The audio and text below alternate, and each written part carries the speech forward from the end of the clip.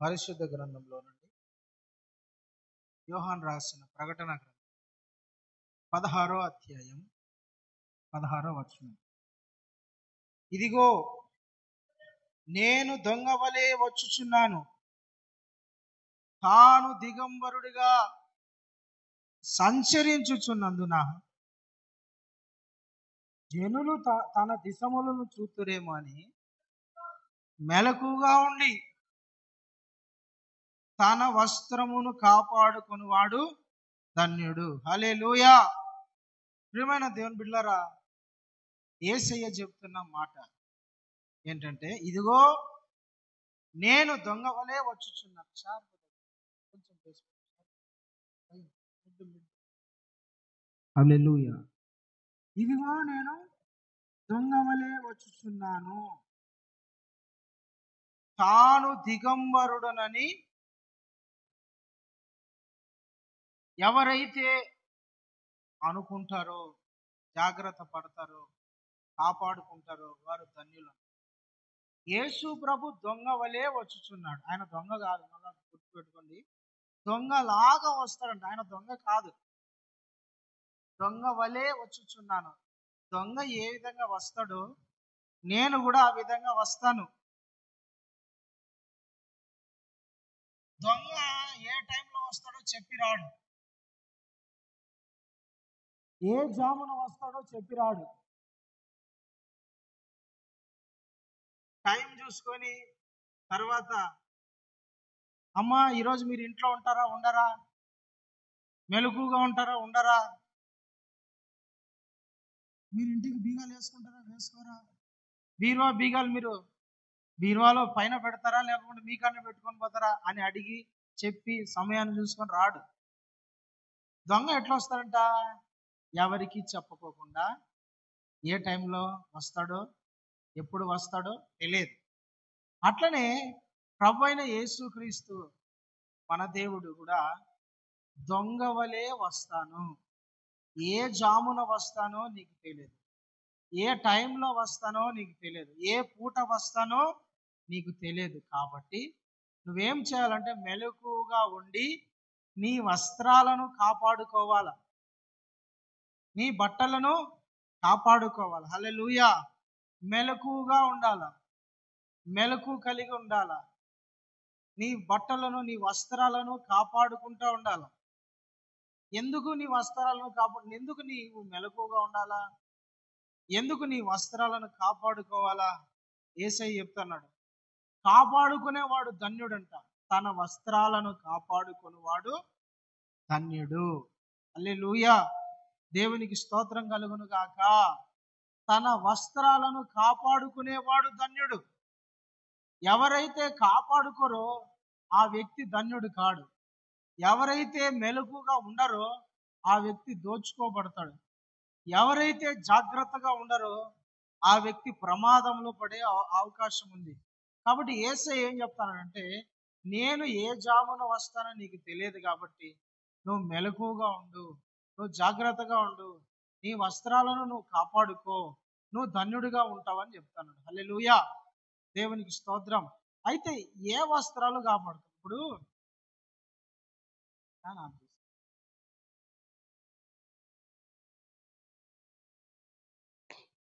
ఒక వ్యక్తి, అతనికి సిగ్గు, ఒంటి మీద వస్త్రాలు పోతే ఎంత సిగ్గు, ఒంటి మీద బట్టలు లేకుంటే ఆ మనిషికి ఎంత సిగ్గు చేయటం, ఎంత అవమానం, ఎంత సిగ్గుగా ఫీల్ అవుతాడు కదా వస్త్రాలు లేకుంటే. మనము కొంతమంది ఇంట్లో నుంచి షర్టు లేకోకుండా బయటికి రారు చాలా మంది, ఎందుకంటే సిగ్గుగా ఫీల్ అవుతారు, ఇతరుల మధ్య కనపడరు. కొంతమంది అయితే బయటికి వెళ్ళేటప్పుడు పైన కండువ కూడా ఉండాలి. పాత పల్లెటూరులకైతే కండువ లేకపోయినా కూడా అదేదో గౌరవానికి ఏదో గౌరవం పోగొట్టుకున్నా, మర్యాద పోగొట్టుకున్నా, లేదంటే నా దగ్గర నుంచి ఒక బంగారు పోయింది, డబ్బు పోయిందంట ఫీలింగ్, గౌరవం పోయిందంట ఫీలింగ్ తో ఉంటారు. కొంతమంది పైన కండువాను కూడా వేసుకొని రాకోకుండా ఉంటాయి కదా. పైన పల్లెటూరులో మీరు గమనించే ఉంటారు, పైన కొంతమంది టవాలు వేసుకొని వస్తారు, మంచి బట్టలు వేసుకొని వస్తారు పైన. అది కొందరు లేకోకుండా కూడా రారు, కొందరు ఊర్లో తిరగరు. అట్లా తిరగకుండా ఊర్లో పైన వస్త్రం లేకుండా కనబడితే కొందరు మర్యాద ఇవ్వరేమో అని, గౌరవించరేమో అని కొందరు కంపల్సరీగా పర్టికులర్గా పైన వేసుకొని వస్తారు. నాకు తెలిసిన ఆయన ఒక ఆయన ఉండేవాడు, పల్లెటూరు ఆయన. మందిరానికి ఎప్పుడు చూడండి పైన ఒకటి తెల్లటి గుడ్డ ఉంటుంది. ఏమయ్యా అంటే అది వేసుకోవాలి ఆయన, పెద్దోన్ని కదా, గౌరవానికి గుర్తు. ఇంట్లో నుంచి ఎప్పుడు రాడండి. ఆయన ఎప్పుడైనా పొరపాటుగా ఆ బట్టలు లేకుండా, ఆ పై వస్త్రము లేకుండా వచ్చినంటే ఏదో ఆస్తి పోగొట్టుకున్నట్టుగా, కొడుకును పోగొట్టుకున్నట్టుగా, లేదంటే ఏదో 10,000 డబ్బు జోబుల నుంచి కింద పడిపోయినట్టు ఫీల్ అవుతాడు. ఆ రోజు అంతా గెల్టీగా ఉంటాడు. కొందరు రకరకాల, ఇప్పుడు కొందరికి పై వస్త్రం షర్టు లేకుండా బయటికి రారు. అట్లా ఎందుకు రారంటే ఇక్కడ దేవుడు చెప్తాడు, యేసు చెప్తాడు, తాను దిగంబరిగా సంచరించుచున్నందున జనులు చూస్తారేమో అని తన వస్త్రములను కాపాడుకున్నవాడు ధన్యుడు. జనులు చూస్తారేమో అని తన వస్త్రములను కాపాడుకున్నవాడు ధన్యుడు. తన దిశములను చూస్తారేమో అని కాపాడుకునేవాడు ధన్యుడంట. హల్లెలూయా. ప్రియమైన దేవుని బిడ్డలారా, వస్త్రాలను కాపాడుకో. ఏం కాపాడుకోవాలా? బట్టలను కాపాడు, వస్త్రాలను కాపాడుకోవాలని దేవుడు చెప్తున్నాడు. మీరు వస్త్రాలు లేకుండా తిరిగితే సిగ్గు పాలవుతారు, అవమాన పాలవుతారు. మిమ్మల్ని చూసి అందరు నవ్వుతారు, మిమ్మల్ని చూసి అందరు ఎగతాళి చేస్తారు. ఈ మధ్య కొందరికి ఫ్యాషన్ లేండి, ఏంటంటే ఆడపిల్లలు అయితే మరీ ఘోరం. ఈ మధ్య కొందరు చున్నీలు లేకోకుండా తిరుగుతున్నారు. ఏమంటే అదొక ఫ్యాషన్. ఆడపిల్లలు చున్నీలు లేకోకుండా తిరుగుతున్నారు. ఏమయ్యా అంటే అదొక ఫ్యాషన్. మగ పిల్లలు అయితే ఆడపడితే ఆడ చించుకొని ప్యాంట్లు తిరుగుతారు. ఏమరా అంటే అదొక ఫ్యాషన్. ఏంటంటే ఫ్యాషన్ పిచ్చిలో పడిపోయి బట్టలు కూడా మర్చిపోయే వాళ్ళు ఉన్నారు కొంతమంది. కొంతమంది అయితే ఇంకా ఘోరం లేండి, కింద ఏం వేసుకోకుండా వచ్చేస్తుంటారు. కొంతమంది టీ షర్ట్లు వేసుకొని ఈ మధ్య అది మోకాళ్ళ వరకు ఉంటుంది. ఏమంటే అదొక ఫ్యాషన్.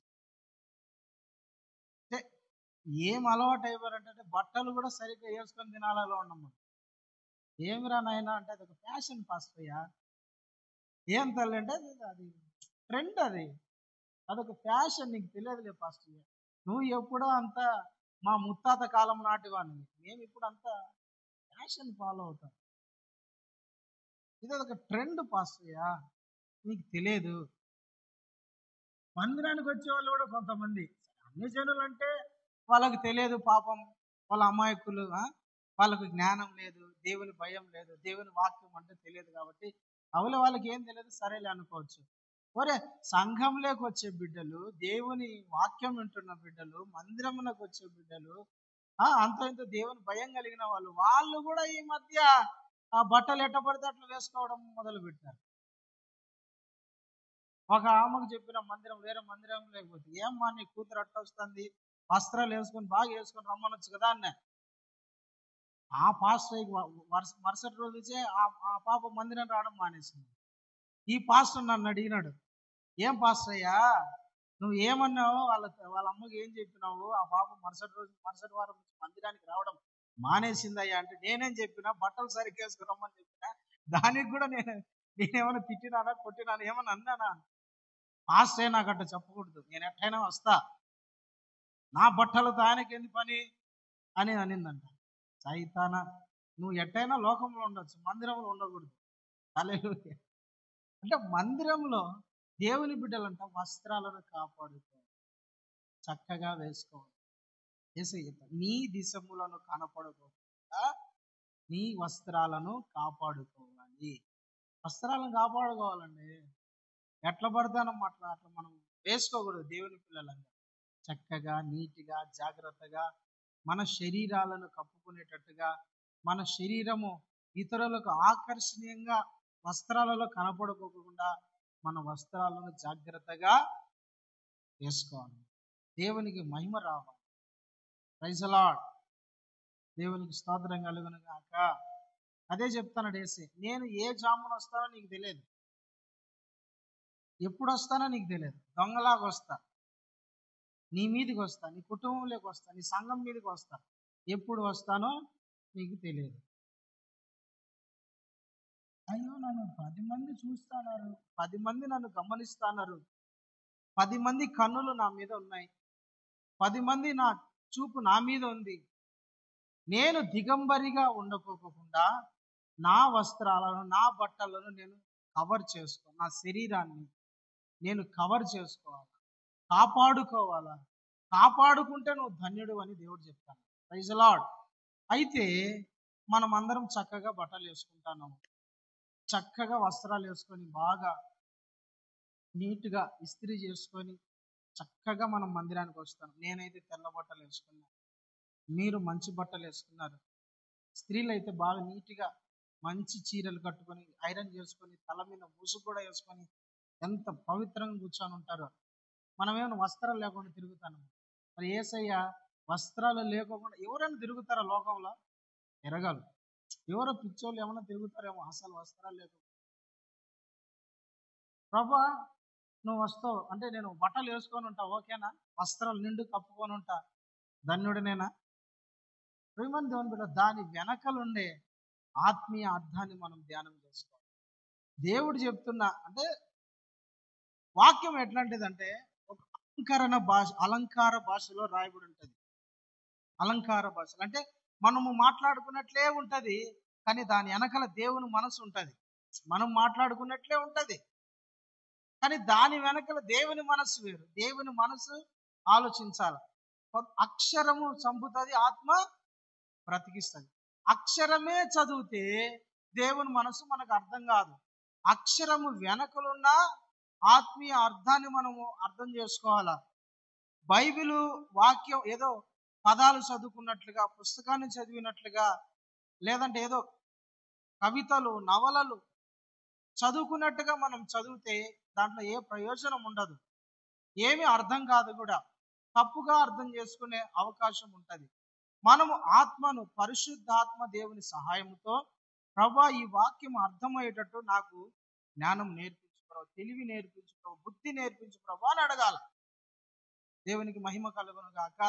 అప్పుడు అర్థమవుతుంది దాని వెనకలున్న దేవుని మనస్సు, దాని వెనకలున్న దేవుని ఉద్దేశం, ఎందుకు రాపించాడు.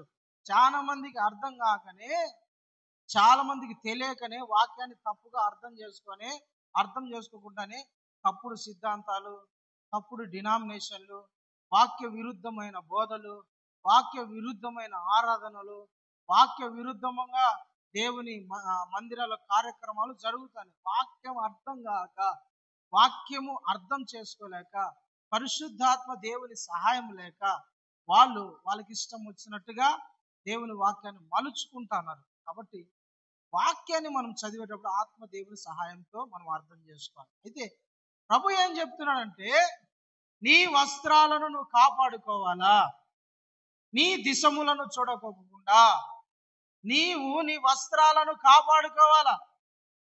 అంటే మనం వేసుకునే ఈ బట్టలు కాదు, ఈ బాగా రోజు నీట్గా మనము కాపాడుకుంటున్నాం, జాగ్రత్త పరుచుకుంటున్నాం, దీన్ని నీట్గా ఉతుక్కుంటున్నాం, ఐరన్ చేసుకుంటున్నాం, శుభ్రంగా పెట్టుకుంటున్నాం.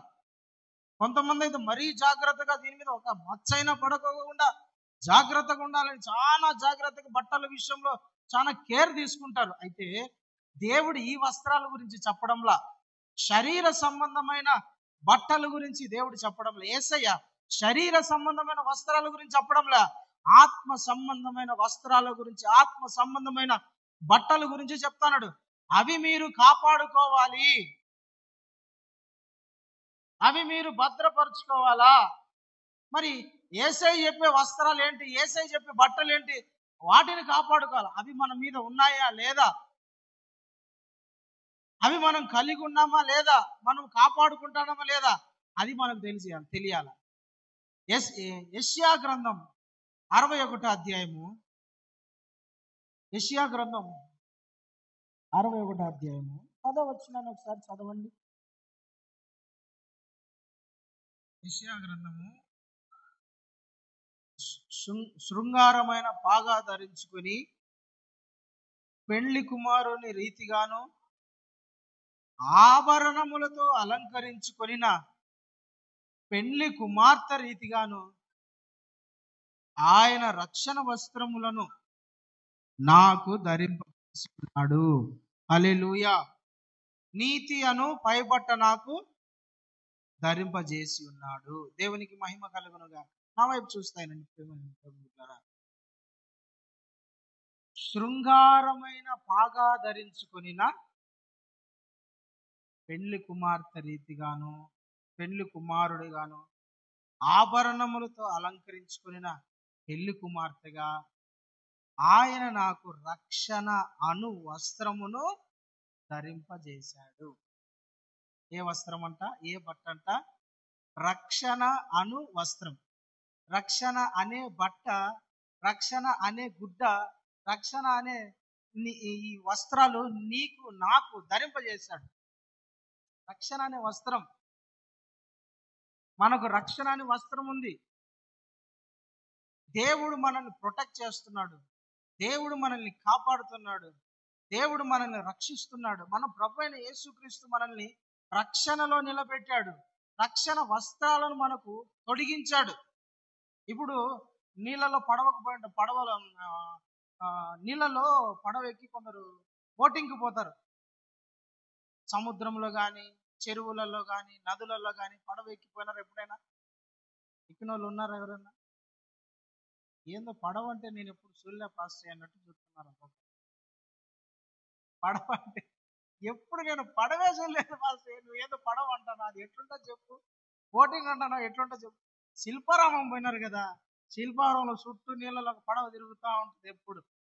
అయితే ఆ పడవ ఎక్కేటప్పుడు మనకు ఒక జాకెట్ ఇస్తాడు,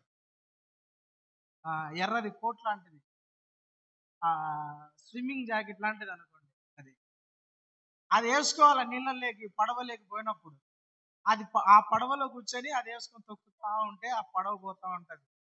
ఎందుకు అది ఇస్తారంటే, ఒకవేళ మీరు మునిగిపోతే, నీళ్ళల్లో పడితే, నీళ్లు పడవలోకి వచ్చి పడవ మునిగిపోయే స్థితిలోకి వస్తే, మీరు నీళ్ళలో మునిగిపోకోకుండా ఈ వస్త్రం లేదంటే ఈ జాకెట్ ఏం చేస్తుందంటే మిమ్మల్ని పైకి తేలేటట్టు చేస్తుంది.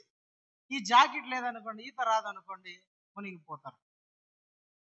ఈత రాకుండా మునిగిపోయి హ్యాపీగా నీళ్లు తాగుతారు. ఎవరైనా రక్షించే వాళ్ళు వచ్చి అప్పటికప్పుడు దూకి బయటికి తీస్తే ఓకే, లేకుంటే పరదేశులము ప్రియులారా. అందుకనే వాళ్ళు ఏం చేస్తారంటే పై జాకెట్, రక్షణ, నీటిలో మునిగిపోకుండా రక్షణ అని ఆ కోట్ ఇస్తారు. అది వేసుకొని నీళ్ళల్లో స్విమ్మింగ్ పోవాలా లేదా బోటింగ్ పోవాలా. కొందరు కొత్తగా ఈత నేర్చుకునే వాళ్ళు కూడా అది వేసుకుంటారు. మా చిన్నప్పుడు నాకు ఈత రాదు కానీ మాకు ఎవరు నేర్పించాల. కొందరు అయితే అది ఏదో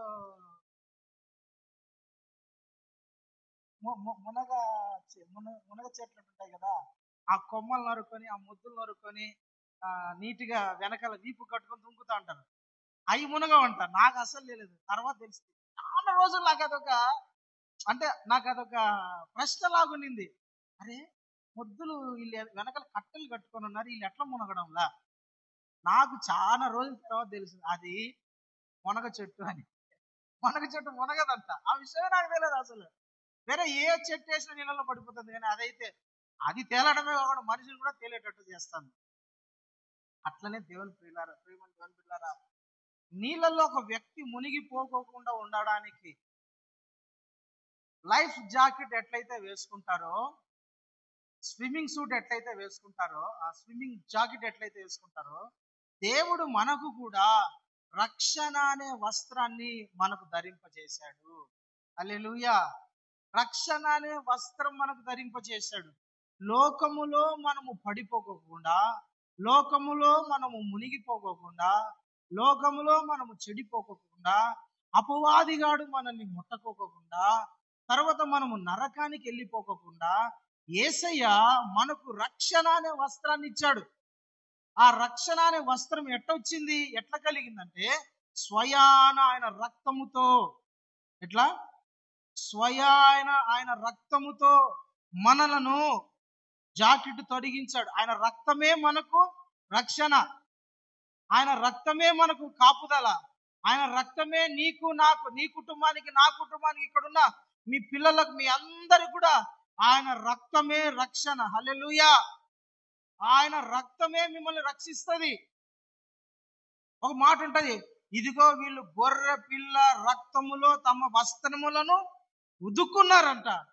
వాళ్ళ బట్టలను ఉదుక్కొని గొర్రెపిల్ల రక్తములో ముంచుకొని వాళ్ళు తెలుపు చేసుకున్నారని ఉంటది. అంటే ఏంటంటే ఈ లోకంలో నీవు నేను పడిపోకోకుండా, ఈ లోకానికి మనం బానిసలు కాకోకుండా, ఈ లోకంలో చెడిపోకోకుండా, లోకము వలన పాపము వలన కలిగే మరణము లేకి మనం వెళ్ళిపోకోకుండా ప్రభు అయిన యేసుక్రీస్తు నీకు నాకు మనందరికీ రక్షణ వస్త్రాన్ని ధరింపజేశాడు. ప్రైజ్ ది లార్డ్, హల్లెలూయా. మీ అందరి మీద రక్షణ వస్త్రం ఉండాలా, మనందరి మీద రక్షణ వస్త్రం ఉండాలా. రక్షణ అనే వస్త్రం లేకపోతే ఈ లోకంలో ఏమైపోతావు? మునిగిపోతావు. ఈ లోకంలో మునిగిపోతావు. ఈ లోకాశలకు, కోరికలకు, ఈ లోక సంబంధమైన వాటికి మునిగిపోతారండి.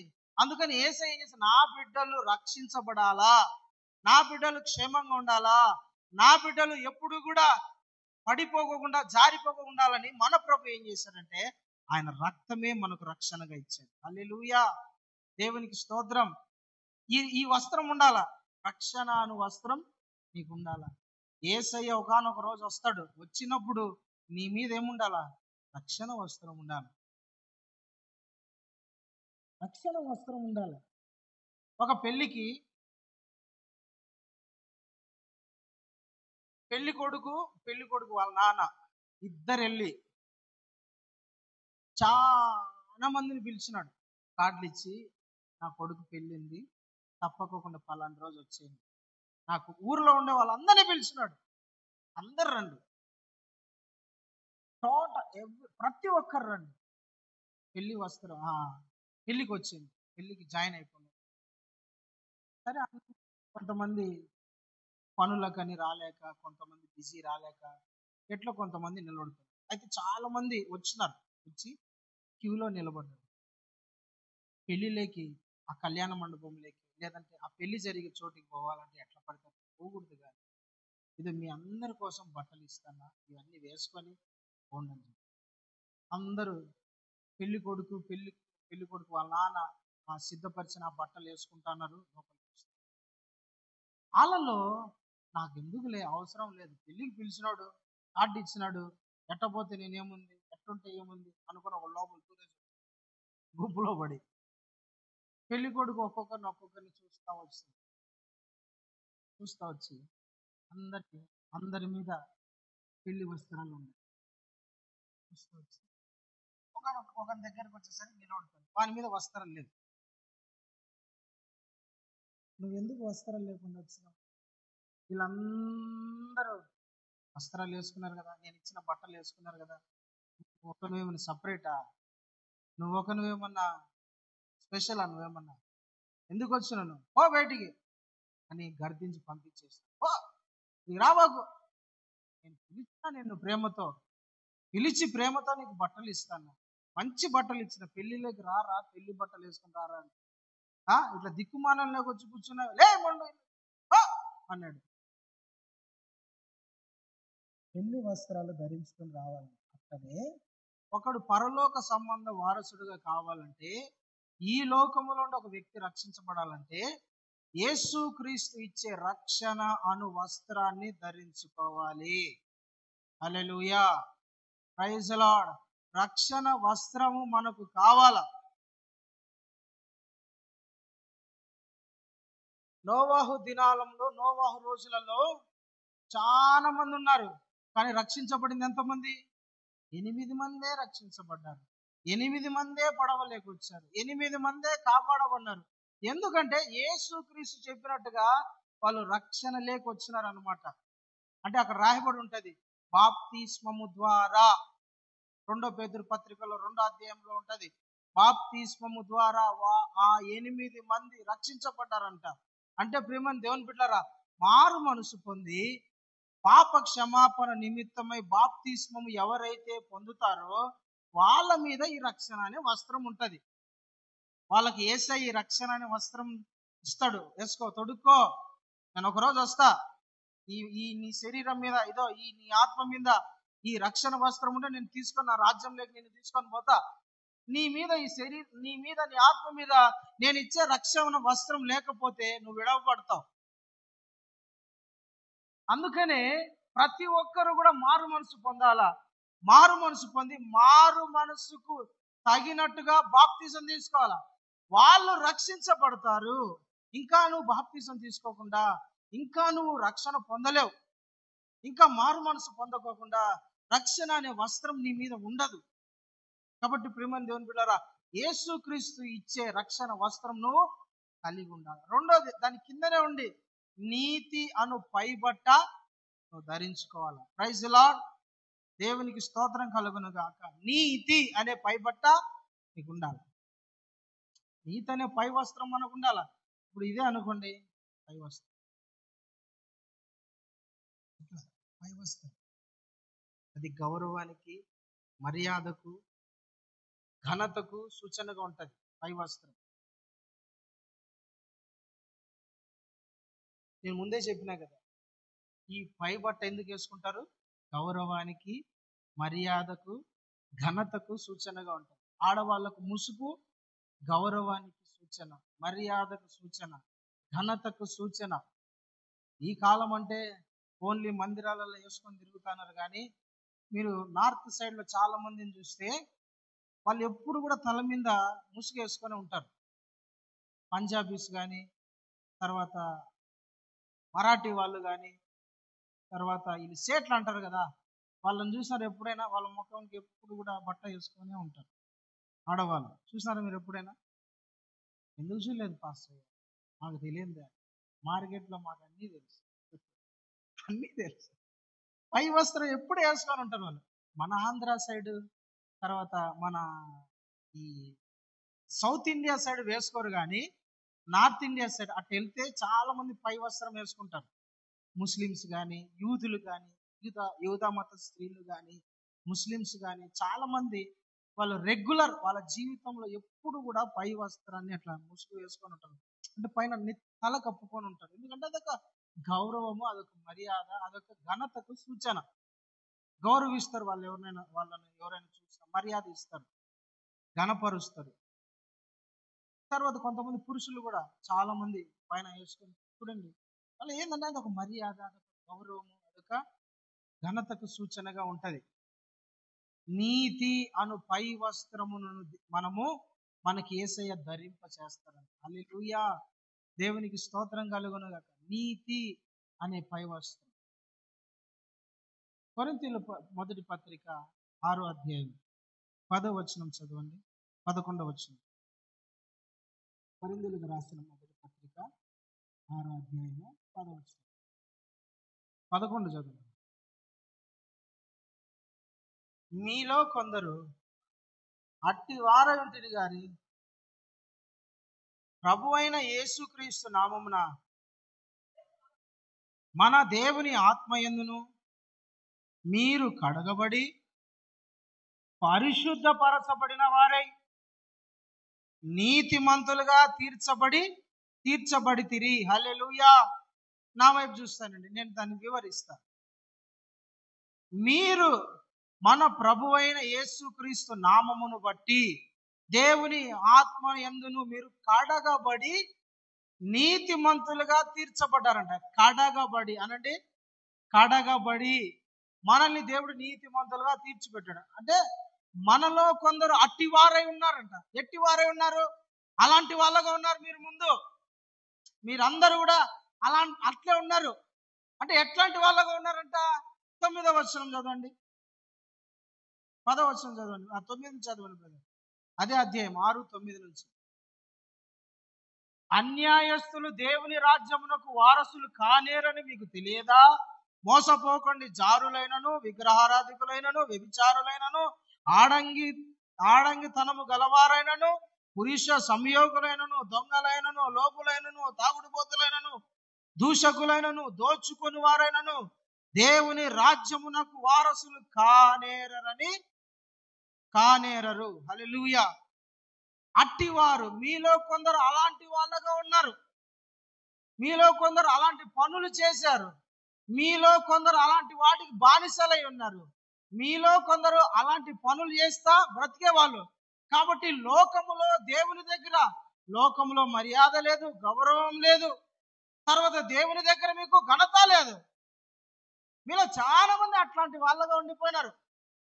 చాలా మంది జీవితాల్లో ఇలాంటివి ఉన్నాయి. చాలా మందిలో చాలా మందిలో ఇట్లాంటివి కనపడతాయి. మీలో కొందరు అలాంటి వాళ్ళగా ఉన్నారు. అయితే మీరు ప్రభు అయిన యేసుక్రీస్తు ద్వారా దేవుని ఆత్మ మూలముగా కడగబడి, ఏంటంట, కడగబడి ఇప్పుడు పరిశుద్ధపరచబడి నీతిమంతులుగా ఉన్నారు. ఒకప్పుడు లోకములో కడగబడని వాళ్ళగా ఉన్నారు. కడగబడని వాళ్ళగా ఉన్నారు. దుర్నీతి పరులుగా ఉన్నారు.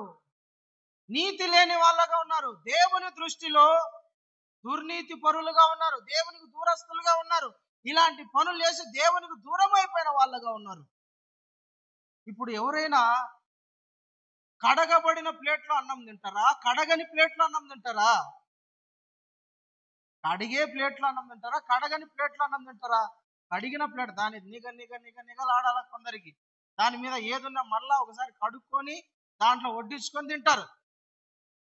కొందరు ఏది చిన్న అసలు ఏముండవు, ఆల్రెడీ కడిగి దాంట్లో పెట్టాడు, మరలా కడుగుతారు. పైన కడుగుతారు, కింద కడుగుతారు. దాన్ని మొత్తం గిన్నె అంతా కడిగి మళ్ళీ వడ్డించుకొని తింటారు. ఏమంటే గిన్నె నీట్గా ఉండాలి కదా ఫస్ట్ అయ్యా. తినేటప్పుడు చేయి కడుక్కుంటారు. ఆల్రెడీ కడిగింటారు, మళ్ళా సోపుతో కడుగు. ఒకవేళ మీకు ఎవరైనా కడగని గిన్నె తీసుకొచ్చి అన్నం పెడితే తింటారా? తిన్నాం కదా.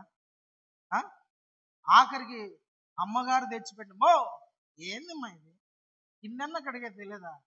భార్యనైతే ఏమే నీకు మొగుడు అంటే లెక్క లేదా? భర్త అంటే విలువ లేదా? గౌరవం లేదా? మర్యాద లేదా? ఏంది నువ్వు చేసేది? గిన్నె అన్న కనీసం ప్లేట్ అన్న కడిగి తెచ్చి పెట్టే తెలియదా నీకు? దానికి మళ్ళీ ప్లేట్ అంటారు. మళ్ళీ ఆ ప్లేట్ ఎన్నికిచ్చి మళ్ళీ కడుక్కొచ్చి కొందరు గ్లాసు ఇట్లా తిప్పి తిప్పి తిప్పి చూసి తాగుతారు. కొందరు అయితే నీట్గా ఉండాలని కదా, నీట్గా లేకుండా మళ్ళా కడుక్కొని తెచ్చుకొని తాగుతారు. అయితే మనము ఈ లోక సంబంధంగా ఆలోచిస్తే కడగబడని వాటిని మనం వాడుకోం. అవునంటారా కదా? కడుక్కోవాలి. కానీ మన ప్రభు అయిన యేసుక్రీస్తు లేక రాక మునుపు మనము కడగబడని వాళ్ళగా, అపవిత్రులుగా, దుర్నీతి పరులుగా ఉండేవాళ్ళం. ఎప్పుడైతే మన ప్రభు దగ్గరికి వచ్చామో యేసుక్రీస్తు రక్తము ద్వారా, పరిశుద్ధాత్మ ద్వారా మనలను కడిగి ఏం చేశారంట? మనలను కడిగి పరిశుద్ధపరిచి నీతిమంతులుగా తీర్చుకో. హల్లెలూయా, హల్లెలూయా. దేవునికి స్తోత్రం కలుగును గాక. ఇవన్నీ మనలో నుండి తీసేశాడండి దేవుడు. యేసుక్రీస్తు దగ్గరికి వచ్చిన తర్వాత, యేసుక్రీస్తుని సొంత రక్షకునిగా అంగీకరించిన తర్వాత, బాప్తిస్మ కార్యక్రమం నీ జీవితంలో జరిగిన తర్వాత ఇవన్నీ ఏమి ఉండకూడదు. యేసు ప్రభు ఏం చేస్తాడంటే, ఏదో నీకు నీ మీద నీతిమంతుడు అని పై వస్తానని తెస్తాడు. ఇంకా ఏమేస్తాడు? ఇలాంటి దాంట్లో నుండి నేను ఈ బిడ్డను విడిపించిన, ఇలాంటి కార్యక్రమాల నుండి దేవుడు నేను నిన్ను విడిపించిన, ఇలాంటి పనులలో నుండి, ఇలాంటి దుర్నీతి పనులలో నుండి నేను నిన్ను విడిపించి కడిగి, ఇదో ఈ లోకంలో ఇప్పటి నుంచి ఈ బిడ్డ ఘనుడు, నీతిమంతుడు, నా బిడ్డ, నా కుమారుడు అని నిన్ను నన్ను లోకంలో నిలబెడతాడు. నీతి వస్త్రమును పైన పెడతాడు. హల్లెలూయా, దేవునికి స్తోత్రం కలుగును గాక. ఏ మతంలో అయినా సరే చూడండి, వాడు తాగుడు మారితే తాగుడు మారినవరా అంటే అంటారు. కానీ యేసుక్రీస్తు ఒక వ్యక్తిని ఏం చేస్తారు తెలిసిన? మార్చడమే కాదు, ఆ వ్యక్తిని మార్చడం, లోపంలో నుంచి మార్చుకుంటూ వచ్చి పై రూపాన్ని బాగు చేసి లోకంలో నిలబెడతాడు. ఒక సినిమా, ఒక నేను యూట్యూబ్లో చూసిన, ఆమె బ్లూ ఫిలిమ్స్ చేసే అమ్మ, అంటే పాడు చిత్రాలను చేసే అమ్మ. ఆమె జీవితం అంతా దరిద్రమైందండి. పాడు జీవితము, పాప జీవితము. అయితే ఆమె ప్రభు అనే సువార్త ప్రకటించడం ద్వారా, ఒక పాస్టర్ గారు చెప్పడం ద్వారా ఆమె మారు మనసు పొందింది. యేసుక్రీస్తుని తన సొంత రక్షకునిగా ఒప్పుకునింది, మారు మనసు పొంది ఆ రోజు నుంచి ఆ వృత్తిని ఆమె వదిలిపెట్టేసింది. మరుక్షణమే పాస్టర్ గారి దగ్గరికి, అయ్యా నాకు బాప్తిసం ఇవ్వండి పాస్టర్ గారు ప్లీజ్ అంటే పాస్టర్ గారు బాప్తిసం ఇచ్చారు. ఇప్పుడు నుంచి ఈ లోకంలో ఈమె ఏమని పిలువబడుతుంది? ఏమని పిలువబడుతుంది? ఒకప్పుడు అట్లాంటి అరే ఏసై ఈమెను ఏం మార్చినట్రా, ఏసై ఈమె బతుకులు ఏం మార్చినట్రా, ఘనపరుస్తారండి. లోకములో లేని పేరు లోకములో లేని ఘనత, లోకములో లేని మర్యాద, లోకములో లేని స్థాయి యేసుక్రీస్తు తీసుకొస్తాడు. నీతి అనే వస్త్రము నీ మీద పైన ఉంటే, పైన వేస్తాడండి యేసయ్య నీ మీద నీతి అనే వస్త్రము యేసయ్యకి అప్పగించుకుంటే, తర్వాత నుంచి ఆమె ఘనంగా, గనురాలిగా, సేవకురాలుగా వాడబడతాను. దేవునికి స్తోత్రం, హల్లెలూయా. ఒకప్పుడు తిట్టిన నోరే ఇప్పుడు ఏం చేస్తారు? అమ్మ పాస్టర్ అమ్మ కూడా ప్రార్థన చేయమ్మా. ఇది ఒకప్పుడు తిట్టుకునే వాళ్ళ కాదా, అసహించుకునే వాళ్ళ కాదా? అదే కదా సమరయ స్త్రీ జీవితంలో జరిగింది. సమరయ స్త్రీ జీవితంలో జరిగింది అదే కదా. ఆమెను ఊర్లో వాళ్ళందరూ తిట్టినోళ్ళే, అన్నోళ్ళే, మాట్లాడిన వాళ్ళే. కానీ యేసయ్యకి ఎప్పుడైతే ఆమె అప్పగించుకునిందో, ఊర్లోకి పోయి చెప్పిందంటే ఏం చెప్పలే. ఆమె యేసు ప్రభు ఆమెను మార్చిన విషయం చెప్పింది అంతే. ఊరు వెనకలు వచ్చేసింది ఆమె వెనకల. మరి ఏం చెప్పిందో మనకు తెలియదు. లోకములో లేని ఘనత, లోకములో లేని మర్యాద, లోకములో లేని పేరు, లోకములో లేని ప్రఖ్యాతి యేసుక్రీస్తు నీకు ఇస్తాడు.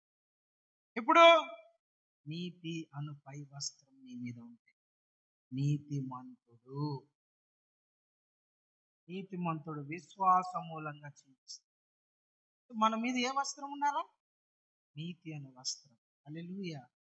లోకంలో నువ్వు నడుస్తూ పోతాంటే దేవుని నీతిని బట్టి నిన్ను అనేక మంది కనపరచాలి, మహిమపరచాల. యేసయ్య నిన్ను బట్టి నీ కుటుంబము గౌరవించాలి, నిన్ను బట్టి నీ కుటుంబము నీకు మర్యాద ఇవ్వాలి. యేసయ్య నీతిని బట్టి, యేసయ్య నిన్ను రక్షించిన విధానమును బట్టి నిన్ను చూసి చాలా మంది ఈయనలాగా బతకాలి, ఈమెలాగా బతకాలన్నట్టు యేసయ్య నిన్ను మారుస్తాడు.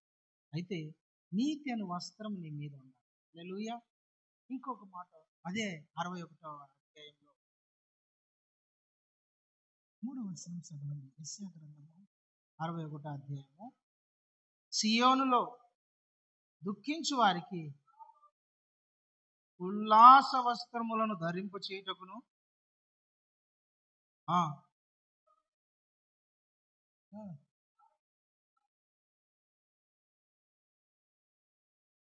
హల్లెలూయా. దుఃఖములో, సియోనులో ఉన్న వారికి, దుఃఖించుచున్న వారికి, ఏడుస్తున్న వారికి, బాధలలో ఉన్న వారికి ఏ వస్త్రం అంట? ఉల్లాస వస్త్రం. ఉల్లాసం అంటే ఏంటి చెప్పండి? ఉల్లాసం ఎందుకు పాస్ అయినా డ్యాన్స్ చేస్తాను ఇంట్లోకి వచ్చి. అంత ఉల్లాసంగా ఉన్నాం, పట్టలేనంత ఆనందం అనమాట. ఉల్లాసం అంటే ఆనందమే, సంతోషమే. అయితే పట్టలేనంత దానిని ఉల్లాసం అంటారు. ఏం బాబు అంత సంతోషంగా అంటే, కొత్త బండి మా నాన్న కొనిపించాడు పాస్, 2.5 లక్షలు పెట్టి. ఇంత ఉల్లాసం, వాడు ఆ ఉల్లాసంలో రకరకాలుగా తోలుతా ఉంటాడు. చిన్నపిల్లలు కొత్త బట్టలు వేసుకుని ఏం ఉల్లాసం ఎగురుతుంటారు. ఏమరంటే కొత్త బట్టలు అనుకోని ఉల్లాసం అని చూడండి. ఎంత ఉల్లాసము, ఎంత ఆనందము, ఎంత సంతోషము. ఉల్లాసం అంటే అదే. క్రికెట్ ఆడపిల్లలు వరల్డ్ కప్ గెలిచారండి కొందరు. రాజారెడ్డి అదే ఏదో ఎన్నో టీవీ పెట్టి, పెద్ద స్క్రీన్ పెట్టి చూస్తున్నారు. ఉల్లాసం, డ్యాన్సులు వేస్తున్నారు, బాంబులు వేలుస్తున్నారు, కేకలు వేస్తారు, కేరింతలు వేస్తారు. ఏమంటే వరల్డ్ కప్ వీడేందో కొట్టినట్టు ఆనందం తెలుసా? ఆనందం, ఉల్లాసం. డాన్సులు వేసుకుంటారు, కేకలు వేసుకుంటారు, వీళ్ళలు వేసుకుంటున్నారు. ఉల్లాసం అది. అయితే యేసుక్రీస్తు అంటే మనకు ఉల్లాస వస్త్రాన్ని ధరింపచేస్తాడు. దుఃఖపడుతున్న వారికి, ఏడుస్తున్న వారికి, బాధలలో ఉన్న వారికి, నెమ్మది లేని వారికి, సంతోషం లేని వారికి, సమాధానం లేని వారికి, కుటుంబ సమస్యలలో, ఇబ్బందులలో, పోరాటాలలో నెమ్మది లేకున్న వాళ్ళకు యేసుక్రీస్తు అంటే ఉల్లాస వస్త్రాన్ని ధరింపచేస్తాడు. దుఃఖపడుతున్నావేమో, యేసయ్య నీకు ఉల్లాస వస్త్రాన్ని ఇస్తాడు. బాధలలో ఉన్నావేమో, యేసయ్య నీకు ఉల్లాస వస్త్రాన్ని. ఎవరికి చెప్పుకోలేని పరిస్థితుల మధ్య నీ ఆత్మీయ ప్రయాణం కానీ, కుటుంబం కానీ, లేకుంటే నీ సంసార జీవితం కానీ ప్రయాణం అవుతుందేమో, దుఃఖాలు, ఏడుపు, కన్నీటి మధ్య ఉన్నవేమో, యేసయ్య నీకు ఉల్లాస వస్త్రాన్ని ఇస్తాడు. ఎవరికి చెప్పుకోలేక బాధ అనుభవించలేక ఎవరికి చెప్తే నన్ను అవమానపరుస్తారు, తప్పు చేసి మాట్లాడతారు, రకరకాలుగా అనుకుంటున్నారు. ఎవరికి చెప్పినా నా బాధ అర్థం చేసుకోవడంలే. ఎవరికి చెప్తే నా బాధ అర్థమవుతుందండి. నువ్వు మదన పడుతున్నావేమో. నీ బాధను విని ఆయన ఒక ఆయన. ఎవరు నీ బాధ వినరు, విన్నా అర్థం చేసుకోరు, విన్నా అర్థం చేసుకున్నా తీర్చలేరు. అయితే వినే ఆయన, అర్థం చేసుకునే ఆయన, అర్థం చేసుకుని నీ బాధను తీర్చే ఆయన ఒకడే, ఆయనే ప్రభు అయిన యేసుక్రీస్తు. ఆయన నీ దుఃఖమును, నీ బాధను, నీ కష్టాన్ని విని నీకు ఉల్లాస వస్త్రాన్ని ధరింపజేస్తాడు. నతానియేలు అనే ఒక వ్యక్తి చెట్టు కింద కూర్చొని ఏడ్చుకుంటున్నాడు, ఎవరికి చెప్పుకోలేక బాధపడుతున్నాడంట.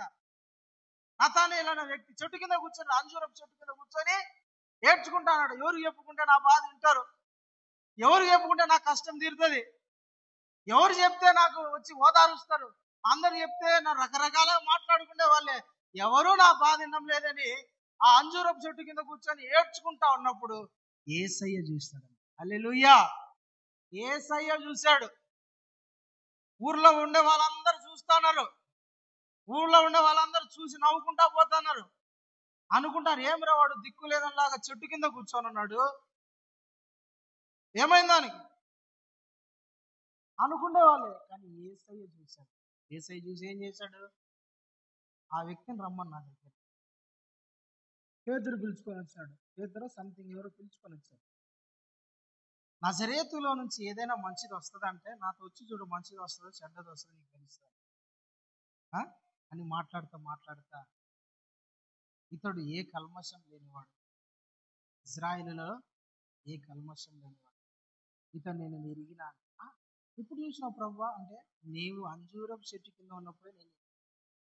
హల్లెలూయా, హల్లెలూయా. ప్రియమైన దేవుని బిడ్డలారా, ఎవరు మనల్ని చూసినా చూడకపోయినా, మన బాధను పట్టించుకున్నా పట్టించుకోకపోయినా, మన ఏడుపును ఎగతాళి చేసిన యేసయ్య మటుకు చేయడు.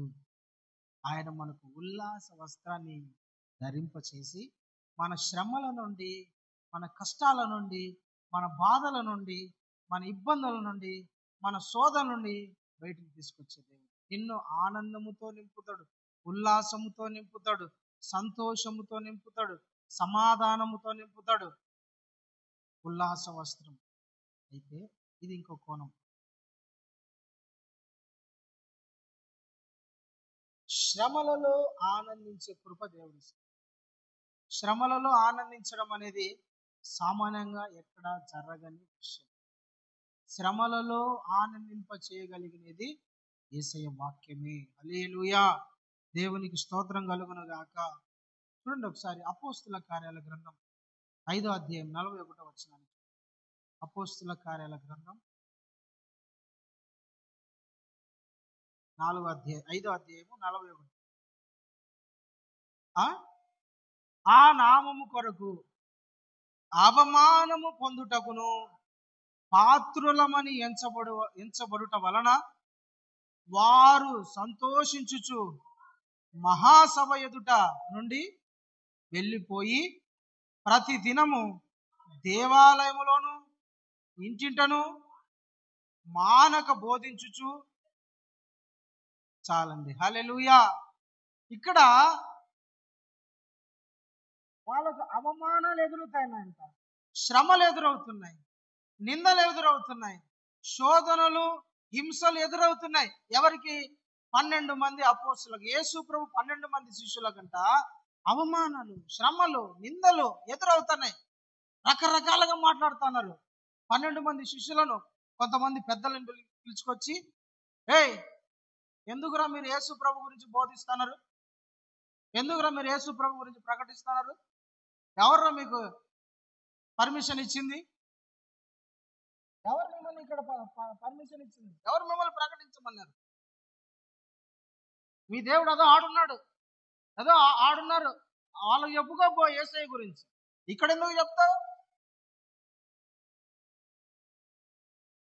యేసు ప్రభు గురించి రేపటి నుంచి ప్రకటించద్దు. ఇక్కడ ప్రకటించడం జాగ్రత్త, మర్యాద ఉండదు. అలా వస్తారా రెడీకి? యేసు ప్రభు ప్రకటించను, మతం మార్చడానికి వస్తారా? ఎందుకు వస్తున్నారు మీరు? రేపు కానీ యేసు ప్రభుని ఈ యెరూషలేములో ప్రకటించినారు అనుకో, జాగ్రత్త. మిమ్మల్ని ఏం చేస్తామో మాకే తెలియదు. మర్యాద యేసు ప్రభుని మాట మీ నోట రాకోకుండా చూసుకోండి. వచ్చిందా మీ నాలుకను కత్తిరిస్తా అని భయపెట్టినారు. పిలిపించి పెద్దలు ఎదుట, కోర్టు ఎదుట, యాజకుల ఎదుట, ఆ దేవాలయం మత పెద్దలు ఎదుట భయపెడితే వీళ్ళు ఓకే, నువ్వు ఎంతైనా భయపెట్టుకో, మేమైతే యేసు ప్రభువుని ప్రకటించుకోకుండా ఉండలేం. నువ్వు ఏమైనా చేసుకో, ఐ డోంట్ కేర్, నాకేం భయం లా, నువ్వు ఏమైనా చేసుకో. వాళ్ళంట మహా ఆనందం అని ఎంచుకున్నారు. మహా సంతోషం అని. ఏంటి? వస్తున్న అవమానాలను బట్టి, నిందలను బట్టి మహా ఆనందం అని ఎంచుకున్నారంట. అంటే దేవుని కొరకు శ్రమ పడే మనసు, యేసయ్య కొరకు నిందలను అనుభవించే మనసు, యేసయ్య కోసం కష్టాలను, అవమానాలను, శ్రమలను, శోధనలను, హింసలను భరించగలిగిన మనసు. అది ఎవరిస్తారు? యేసయ్య ఇస్తారు. యేసయ్య వస్త్రము, ఉల్లాస వస్త్రం నీ మీద ఉంటే యేసు ప్రభుని ఆరాధించకుండా నువ్వు ఉండలేవు. యేసు ప్రభుని గురించి ప్రకటించకుండా ఉండలేవు. యేసు ప్రభు గురించి చెప్పుకోకుండా ఉండలేవు. యేసు ప్రభుని మహిమపరచుకోకుండా ఉండలేవు. యేసు ప్రభుని ఘనపరచుకోకుండా ఉండలేవు. ఎవరు బంధించినా, ఎవరు ఏమన్నా అవమానపరిచినా సరే నా దేవుణ్ణి వదిలిపెట్టి నేను బ్రతకలేను. ఎందుకంటే యేసయ్యలో ఉన్న ఆనందం ఇది, యేసయ్యలో ఉన్న సంతోషం. హల్లెలూయా. పేతురు పౌలది అంటాడు, శ్రమైన, కరువైన, కష్టమైన, ఉపద్రవమైన, ఉన్నవైన, రాబోవైన, దేవదూతలైన, హింసలైన, మరి ఏవైనా సరే క్రీస్తు ప్రేమ నుండి నన్ను ఎడబాపలేవు, దూరం చేయలేవు. కష్టం వచ్చినప్పుడు వీళ్ళు భయపడిపోయి దాంకోవడం లేదు, దాంట్లో ఆనందిస్తారు. ఈ పేరును బట్టి మాకు శ్రమలు వస్తున్నందుకు ప్రభా, నీ పేరును బట్టి మాకు కష్టాలు వస్తున్నాయి, స్తోత్రమయ్యా అంటున్నారు. ఎవరు అంటారండి? అంటారా? నిన్ను నమ్మినందుకు శోధనలు వస్తున్నాయి, స్తోత్రమయ్యా అంటారా? అంటారా? ఎవరన్నారు? నిన్ను నమ్మినందుకు, నీ పాట పాడినందుకు, నీ వాక్యం చదివినందుకు, నిన్ను ప్రకటించినందుకు నన్ను కొడతా అంటున్నారు, అయినా నీకు స్తోత్రం ప్రభు అని వాళ్ళు ఉన్నారా? ఉల్లాస వస్త్రం ఉంటే అంటారు. యేసు ప్రభు ధరింప శ్రమలలో కూడా ఆనందిస్తారు. హల్లెలూయా. శ్రమలలో కూడా ఆనందిస్తారండి. అన్ని బాగున్నప్పుడు ఆనందించడం అనేది కామన్. అన్ని బాగున్నప్పుడు సంతోషించడం, అన్ని బాగున్నప్పుడు ఆనందించడం, అన్ని బాగున్నప్పుడు ఆరాధన చేయడం, అన్ని బాగున్నప్పుడు సువార్త ప్రకటించడం, అన్ని బాగున్నప్పుడు మందిరంలోకి రావడం, నీకు అందరూ జేజేలు కొట్టినప్పుడు, అందరూ గణపరిచినప్పుడు, అందరు నీకు అనుకూలంగా ఉన్నప్పుడు దేవుని మందిరంలోకి వచ్చి ఆరాధించలేదు, బయట ఆరాధించిన ప్రకటన, అది నాట్ ఎ మ్యాటర్. అది కాదు. శ్రమలు వచ్చినప్పుడు దేవుని కొరకు నిలబడతావు చూసావా రోషంగా, అది ఉల్లాస వస్త్రం అంటే. Praise the lord. హల్లెలూయా. కష్టాలలో కూడా నిలబడాలా. అది ఎప్పుడు జరుగుతుందంటే యేసు క్రీస్తు ఉల్లాస వస్త్రం నీ మీద ఉన్నప్పుడు. అది లేకపోతే నువ్వు ఆనందించలేవండి, మహిమపరచలేవు, ఘనపరచలేవు. ఏం దేవుడు, ఏం మందిరంలే, ఏం ఆదివారం, ఏముంది అన్నట్టుంటది. ఏం ప్రార్థన, ఏం మోకరించి ఏం ప్రార్థన, ఆనందం ఎందుకు వస్తుంది? పైన ఉల్లాస వస్త్రం లేదు. ఏం మందిరానికి పోతావు, ఏం ప్రార్థన చేస్తావు, ఏం బైబిల్ చదివినవుతి. ప్రేమని దేవుని బిడ్డలారా, యేసుక్రీస్తు ఉల్లాస వస్త్రం నీలో ఉంటే శ్రమలకు నువ్వు భయపడు, కష్టాలకు భయపడు, నష్టాలకు భయపడు. హ్యాపీగా నువ్వు యేసుని ఆరాధించు, సంతోషంగా ప్రభులో ఉంటావు. దేవునికి స్తోత్రం. హల్లెలూయా, హల్లెలూయా. కష్టాలకు భయపడరండి. ఈ లోక సంబంధం, అందుకు నేను చెప్పేది ఏంటంటే, ఈ లోక సంబంధమైన వాటి విషయంలో నువ్వు ఉల్లాసంగా ఉత్సాహం ఉంటే అది ఒకరోజు పోతుంది. ఈ లోక సంబంధమైన వాటి విషయంలో నువ్వు ఉల్లాసము ఉత్సాహం ఉంటే అది తాత్కాలికంగా ఉండేది కాదు, అది పోతుంది. పెళ్ళైనాక నాకు పెళ్ళైంది అనుకున్నాడు అంటావు. 6 నెలల తర్వాత పెళ్లి చేసుకోండి, పెళ్లి చేసుకోవాలని కనపడడానికి చెప్తాను, చేసుకోవాలి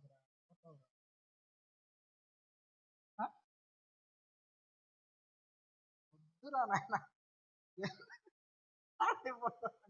అని చెప్తానంట. పెళ్లి చేసుకొని బలి ఉంటుంది, రేపు అందరికీ నేను దన్నాల ముందు నన్ను చేసుకోమని చెప్పిన నేను దన్నాలు ఏమిరంటే ఆ బాధలు భరించలేక పెళ్లి చేయన 2-3 నెలలు భలే ఉన్నారంట ఈ సంట. మళ్ళీ తెలిసింది అసలైన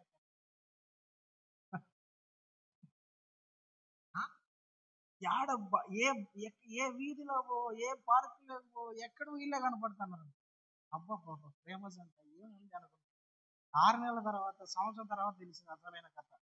ఈడే వచ్చి ఊరికి తలకాయ బాదుకొని కొన్ని రోజులు ఉంటుంది ఉత్సాహం, కొన్ని రోజులు ఉంటుంది సంతోషం. ఒకటి ఐఫోన్ కొన్నాడు.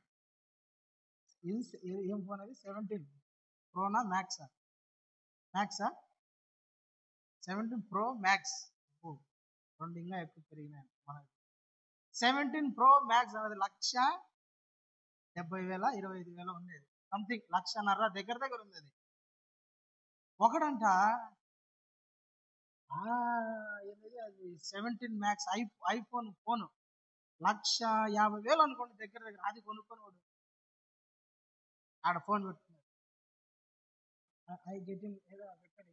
నేను కొత్తది ఐఫోన్ 17 ఫస్ట్ ఫోన్ నేనే కొన్నా. వాడు ఫేస్బుక్, ఇన్స్టాగ్రామ్, తర్వాత ట్విట్టర్, యూట్యూబ్ లో రకరకాలుగా పెట్టాడు. నేను ఐఫోన్ 17 కొన్నా, ఐఫోన్ 17 1,20,000 పెట్టుకున్నా అని. 2 రోజులు పోతే 18 ప్రో వస్తుంది. ఈ ఉల్లాసం ఏమైపోతుంది? 1,30,000 పెట్టుకున్నాడంట. చిన్నపాటి సంసారం 6 నెలలు కదా, చిన్నపాటి. పేదోళ్ళు అయితే ఒక 6 నెలలు సంవత్సరాలు సంవత్సరం బతికాళ్ళు ఉన్నారు. 10,000 జీతంతో బతికాళ్ళు లేరు. అట్లాంటి వాళ్ళు సంవత్సరం పైన బ్రతుకుతారు హ్యాపీగా. 3 పూట చికెన్ తిన్నా కూడా అయిపోతుంది. వీడు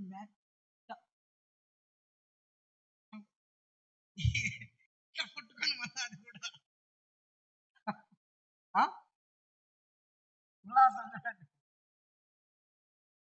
మళ్ళీ అంతలోనే అయిపోతుంది. అది పోతా జోలోంచి జారి కాలువలో పడిందంటే ఏంది పరిస్థితి? 1,40,000. కొంతమంది ఈ లోకములో ఉన్న వస్తువులతో మనము ఉత్సాహపడవచ్చు, ఆనందించవచ్చు. అయితే తాత్కాలికంగా కొన్ని రోజులు మాత్రమే. యేసుక్రీస్తు ఇచ్చే రక్షణలో ఆనందము, పరిశుద్ధాత్మలో ఆనందము అది ఎవరు తీసివేయలేరంట. అది ఎవడు దొంగతనం చేయలేడు, ఎవరి వల్ల కాదు. ఈ లోక సంబంధమైన వస్తువులలో నువ్వు ఆనందం ఉత్సాహం వెతుక్కున్నావు, అది ఏదైనా సరేనండి. మన కంటికి కనపడేది ఏదైనా అందులో మనం ఉత్సాహం ఎత్తుకున్నాం అనుకో, అప్డేట్ అయినా వస్తుంది, పాడైనా అయిపోతుంది, లేదంటే దాని మీద మనకు మనసన్నా పోతుంది. దానివల్ల ఉత్సాహం ఈ లోక సంబంధమైన వస్తువులలో లేకుంటే పరికరాలలో కొన్ని రోజులే ఉంటది. అయితే యేసుక్రీస్తు ఇచ్చు ఆనందం ఉత్సాహం అది శాశ్వతమైంది. అది ఎవడు నీలో నుండి తీసేయడు. అదే అంటాడు యేసు ప్రభు, ఇదో నా ఆనందము నీలో పెడుతున్నా, ఏంటంట నా సంతోషము నీలో పెడుతున్నా, అది పరిపూర్ణం చేస్తా, ఎవడు దానిని నీ యొద్ద నుండి తీసివేయలేడు, దొంగిలలేడు అని అంటాడు యోహాను సువార్త 15వ అధ్యాయంలో. ఎవడు దానిని నీ యొద్ద నుండి యేసు ప్రభు పెడతాడండి. ఈ ఉల్లాస వస్త్రమును ఆయన ధరింపజేస్తాడు. అందుకనే యేసు ప్రభుని నమ్ముకున్న వాళ్ళు ఎప్పుడు కూడా శ్రమలలో కూడా ఉల్లాసంగా ఉంటారు, ఉత్సాహంగా ఉంటారు, ఆనందంగా ఉంటారు. కష్టాలలో, నష్టాలలో, ఇబ్బందులలో, పోరాటాలలో, ఇంకా ఏ దాంట్లోనైనా సరే వాళ్ళు ఆనందంగానే ఉంటారు. అందుకని ఉల్లాస వస్త్రములు మన మీద ఉన్నాయి. హల్లెలూయా. ఆయన మన మీద ధరింప చేస్తాడు. మనకిస్తాడు ఆయన. నీకు ఆ వస్త్రము యేసు ప్రభు ధరింప చేస్తా. ఒకవేళ లేకుంటే అడుగు, ప్రభా నాకు ఉల్లాస వస్త్రం కావాలయ్యా. ఏంది ప్రభా ఈ మనుషులతో ఆనందించడము, కుక్కలతో మనుషులు ఆనందం, కుక్కలతో ఆనందించడము, కుక్కల మీద పోయి పిల్లుల మీద ఆనందించడము.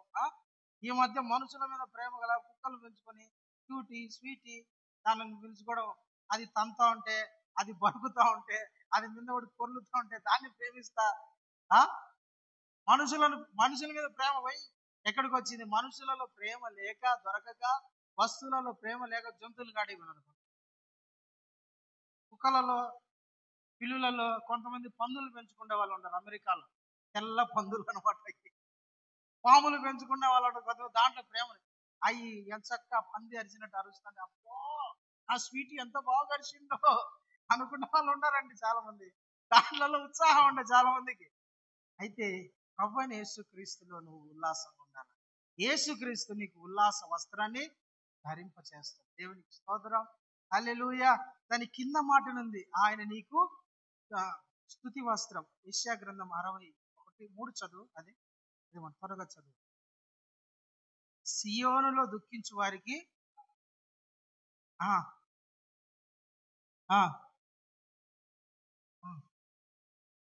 చూడండి, భారభరితమైన ఆత్మకు బదులు స్తుతి వస్త్రము నీకు ధరింప చేస్తాడు. హల్లెలూయా.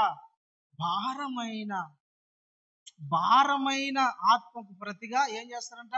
స్తుతి వస్త్రాన్ని ధరింప చేస్తారు. మనం ఎప్పుడు ప్రభు మీద ఆధారపడేటట్టుగా, ప్రభువుని స్తుతించేటట్టుగా, ప్రభు మీద మనం మనసు పెట్టే స్తుతి వస్త్రాన్ని మనకి ధరింప చేస్తాడు. హల్లెలూయా. స్తుతి వస్త్రము చాలా, నేను ఇది చెప్పుకుంటా పోతే చాలా పెద్దది అవసరం లే. స్తుతి వస్త్రం అంటే చాలా మంది ఇప్పుడు భారముతో ఉంటారు, ఆత్మ భారము, లేకుంటే చాలా రకాల భారముతో నిండిపోయి ఉంటారు.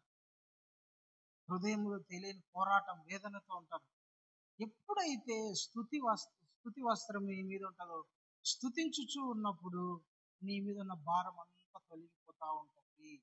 స్తుతులలో దాగి ఉన్న ఆశీర్వాదం, స్తుతులలో దాగి ఉన్న దేవుని కృప, స్తుతులలో దాగి ఉన్న దేవుని ఐశ్వర్యం స్తుతులలో దాగి ఉంది. స్తుతించుచూ ఉండాలంటే ఎప్పుడు, ప్రభువా నీకు స్తోత్రం, నీ కార్యాలను బట్టి స్తోత్రాలు, నువ్వు నా జీవితంలో చేసిన మేలులను బట్టి, చేయబోతున్న ఆశీర్వాదాలను బట్టి స్తోత్రం. ఎప్పుడు స్తుతిస్తానే ఉండాలా. కొంతమంది ఎప్పుడు ఏం చేసినావు నాయన, ఇదే ప్రవ్వా, ఇట్లా ప్రవ్వా, ఇది ప్రవ్వా, ఎప్పుడు చూడండి కొంతమంది సనుక్కుంటానే ఉంటారు దేవుని మీద. పొద్దున్న లేచినప్పటి నుండి ఏం చేసినావు నా జీవితంలో, నేను నీకు ప్రార్థన చేస్తానే, ఆదివారం మందిరానికి వచ్చినానే, దశంభాగాలు వేసినానే, కానుక వేసినానే, ఒక వారం అన్నం పెట్టినానే, ఏంది ప్రవ్వా నాకు చేసి నా జీవితంలో ఇదే నువ్వు చేసేది, నేను నమ్మినా అంటారు కొంతమంది. ఏంది ప్రవ్వా, ఇజ్రాయెల్ ప్రజలు అంతే కదా, ఎప్పుడంట నాకు నాకు మాంసమే కావాలి, వాళ్ళు తింటారు కదా, నాకు మాంసమే కావాలి, నాకు మినరల్ వాటర్ కావాలి, I don't want general water, I want mineral water, నాకు జనరల్ వాటర్ వద్దు, నాకు మినరల్ వాటర్ కావాలి, బాగా తీయటి వాటర్ కావాలి, చేతి మీద తాగాలి, బాగులో మీద ఓడతాను. ఏం మోసే ఐగుప్తులో నైలులో తాగితే ఎంత మధురంగా ఉంటాయి, పనికి మళ్ళీ నీళ్ళు తాగడానికి ఎప్పుడు సనగడం అండి, సనగడమే.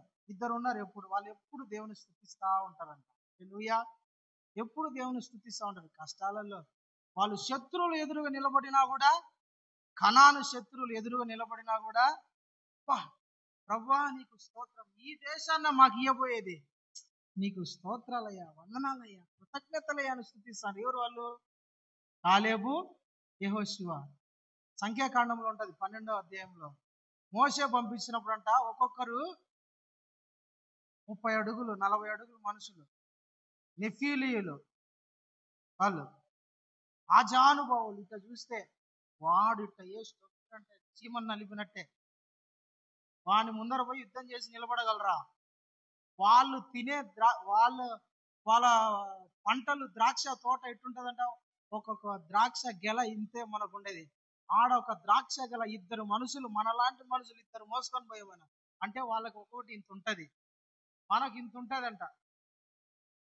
పాలు తేనెలు ప్రవహించేది. అందరు చూసి గుండెలు భయపడి దడుచుకొని, నాయన పోయమ్మ, ఈ మనుషుల మధ్య మేము బతకాల్సింది, దేవుడు ఏదో మాకు మంచి నెల ఇస్తాడు, మంచి మనుషుల మధ్య బతికి మేము ఉండేటట్టు మమ్మల్ని చూసిపోతాడు అనుకుంటే, వీళ్ళేంది నాయన ఎంతమంది ఉన్నారు, ఒక్కొక్కటి తీసుకెట్ట చంపుతాడు, మేము వద్దు, మాకు మోసే మాకొద్దు, ఐ డోంట్ వాంట్ ల్యాండ్, మాకొద్దు.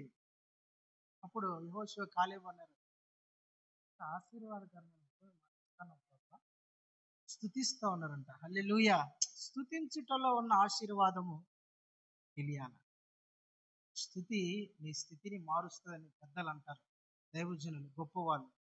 స్తుతి నీ పరిస్థితిని మారుస్తుందండి. స్తుతి నీ సిచ్యువేషన్, నీ పరిస్థితులు అన్నిటినీ మార్చగలవు. దేవుని స్తుతించడం ప్రారంభించాలి. దేవుని స్తుతించడం నువ్వు ఆరంభించాలా. దేవుని స్తుతి నీ నోట ఉండాలా. ఎప్పుడు దేవుని స్తుతిస్తాను ఉండాలి. ఎప్పుడు సనకూడదు. మన నోటి నుండి దేవుని మీద వ్యతిరేకత రాకూడదు. నేను ఇంత చేసినా దేవుడు నాకేం చేయలేదనే మాట నీ నోటి నుంచి రాకూడదు ఎప్పుడు. ప్రభువా, ఇది చేసినందుకు కూడా నీకు స్తోత్రాలయ్యా, నువ్వు గొప్ప కార్యాలే చేస్తావు, మేలే చేస్తావు, దీవెనలే ఇస్తావు, నాకు నా నా మేలే కోరుకునేవాని. ఎప్పుడు నీ నోట స్తుతి ఉండేటట్టుగా స్తుతి వస్త్రాన్ని దేవుడు నీ మీద ధరించేస్తాడు. హల్లెలూయా, హల్లెలూయా, దేవునికి స్తోత్రం. ఇప్పుడు సబ్జెక్ట్ మీకు వస్తా. ఇవన్నీ మన మీద ఉన్నాయి. ఉన్నాయా లేవా? ఉన్నాయా లేవా? ఉన్నాయా? ఇవన్నీ ప్రతి క్రైస్తవుని మీద ఉండాల. మారు మనసు పొందిన ప్రతి ఒక్కరి మీద ఇలాంటి వస్తాను. అప్పుడు యేసయ్య వచ్చి చూస్తాడు. దొంగ వలే వస్తాడండి ఆయన. దొంగలాగా వచ్చి అందరిని చూస్తూ ఉంటాడు. చూసి చూస్తాడు. చాలా మంది దిగంబరులుగా కనపడతారు యేసయ్యకు. ఏంటట? దిగంబరులుగా కనపడతారంట యేసయ్య చూసినప్పుడు. బట్టలు లేని వాళ్ళలాగా నగ్నంగా తమ దిశములను కనపడుకునేటట్టుగా యేసయ్య చూస్తాడు. ఆత్మ ఆయనకు స్కానింగ్ చూసినట్టే, ఆయనకు లోపల హృదయంలో ఏముందో కూడా పసిగట్టగలిగిన స్కానింగ్ కనులు కదా ఆయన. చూస్తాడు వచ్చి, నా బిడ్డ మీద రక్షణ వస్త్రం ఉందా? ఎవరో ఎందుకు సైతాన్ గాడు వచ్చి చూస్తా అంటాడు రోజు. ఈ బిడ్డ మీద రక్షణ వస్త్రం లేదు, నీతి వస్త్రం లేదు, ఉల్లాస వస్త్రం లేదు, స్తుతి వస్త్రం లేదు, రకరకాల ఏమి లేవు. అంటే జనులు మీ దిశములను చూస్తారు అంటే అర్థం ఏంటంటే, దేవుడు మిమ్మల్ని లోకంలో ఇట్లా పెట్టి, మిమ్మల్ని లోకం పరీక్షిస్తుంది, లోకం పరిశీలిస్తుంది, లోకం గమనిస్తుంది, లోకం మిమ్మల్ని చూస్తుంది. చూసేటట్టుగా లోకానికి వేడుకగా మిమ్మల్ని దేవుడు నిలబెట్టేసినాడు. లోకమే మిమ్మల్ని చూసి చెప్తుంది, వీళ్ళు రక్షించబడిన వాళ్ళు, లోకంలో నుండి సపరేట్ చేయబడిన వాళ్ళు, యేసు క్రీస్తు కొరకు వీళ్ళు ప్రత్యేకించబడిన వాళ్ళు, యేసు క్రీస్తు కొరకే వీళ్ళు బ్రతికే వాళ్ళు, యేసు క్రీస్తు మార్గంలో నడిచే వాళ్ళు, యేసు క్రీస్తు చెప్పినట్టు బతికే వాళ్ళు. లోకం చెప్తుంది, లోకమే నిన్ను లోకమే సాక్ష్యం చెప్తుంది, లోకమే నిన్ను నిందిస్తుంది. దేవుని బిడ్డ అంట అనేదంటే అయిపోయి, అంటే ఏదో ఉంది వెనకాల. లోకం ఎదుటనే పెట్టినాడు దేవుడు. లోకమే చెప్తుంది, జనులు నిన్ను చూస్తున్నందు వలన నీ దిశములు కనపడుకోకుండా జాగ్రత్త పడు. ఈ వస్త్రాలను జనులు చూస్తూ ఉంటారు, నిన్ను పరీక్షిస్తారు, జనులు పరిశోధిస్తారు. మందిరానికి వస్తున్నావంటే, బైబిల్ పట్టుకున్నావంటే, ప్రార్థన చేస్తున్నావంటే, బాప్తీసం తీసుకున్నావంటే జనుల దృష్టిలో నువ్వు పడ్డావు. దేవుడు నిన్ను జనుల దృష్టిలో పెట్టేసినాడు. వాళ్ళు చెప్తారు యేసయ్యకు, సైతాన్ గాడే చెప్తాడు యేసయ్యకు, వాళ్ళే చెప్తారండి. మనం ఎట్లుండాలంట? మన వస్త్రాలను కాపాడుకుంటాం. హల్లెలూయా. ఈ వస్త్రాలను కాపాడుకుంటూ ఉండాలి. లవోదికీయ సంఘంతో యేసు ప్రభువు అంటాడు, నేను ధనవంతుడను ధనాభివృద్ధి కలుగు చేసుకొనిన వాడను, నాకు ఏమీ కొదవలేదు అనుకుని నీవు అనుకొనుచున్నావు. నాకు ఏమి తక్కువ, నాకు అన్ని నేను కరెక్ట్గా ఉన్నా, అన్నిటిలో పర్ఫెక్ట్గా ఉన్నా, నాకు ఏమీ తక్కువ లేదని నువ్వు అనుకుంటున్నావు. ప్రకటన గ్రంథం 3వ అధ్యాయము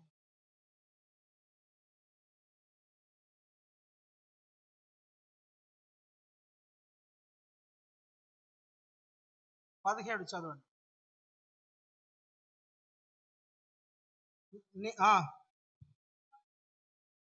నీవు దౌర్భాగ్యుడను, దిక్కుమాలిన వాడవును, దరిద్రుడవును, గుడ్డివాడవును, దిగంబరుడనై ఉండి ఉన్నావని ఎరుగక నేను ధనవంతుడను, ధనవృద్ధి చేసుకొని ఉన్నాను.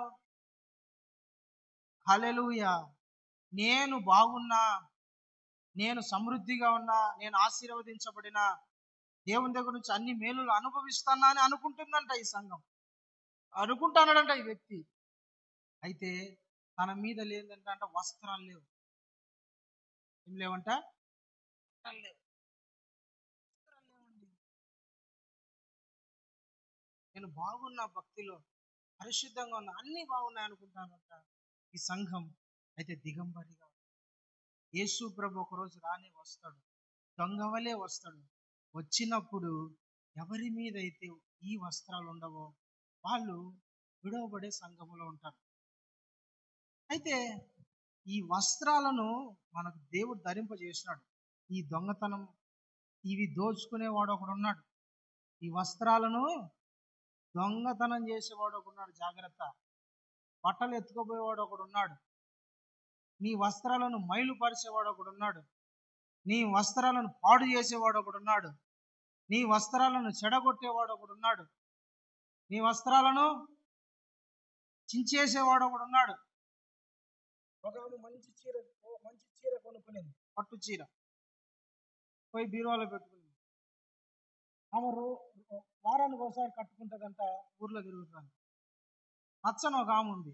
ఏంది ఎప్పుడు కావాలని ఈ చీర నాకే చూపడానికి కట్టుకొని వస్తుంది ఇది అని ఇవలేని చూసి లోపల పోయి ఆ చీరను బాగా నడిపి వేసి తొక్కి ఆడాడేసించా మళ్ళా మట్టేసి లోపల పెట్టి కావాలని వేసుకొని తిరుగుతుంది ఇది నా ముందర.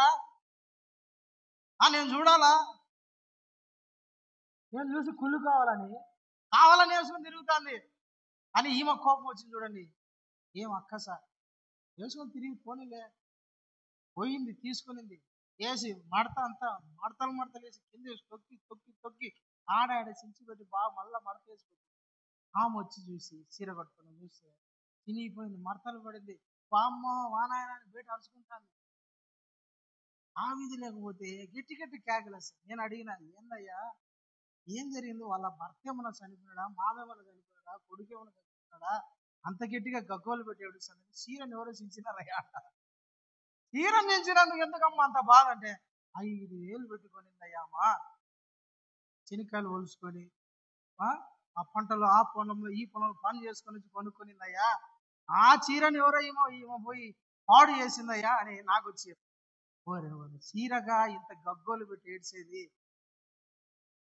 ఆమె ఎట్టా ఏడుస్తుందంటే కొడుకు చచ్చిపోతే ఎట్ట ఏడుస్తుంది,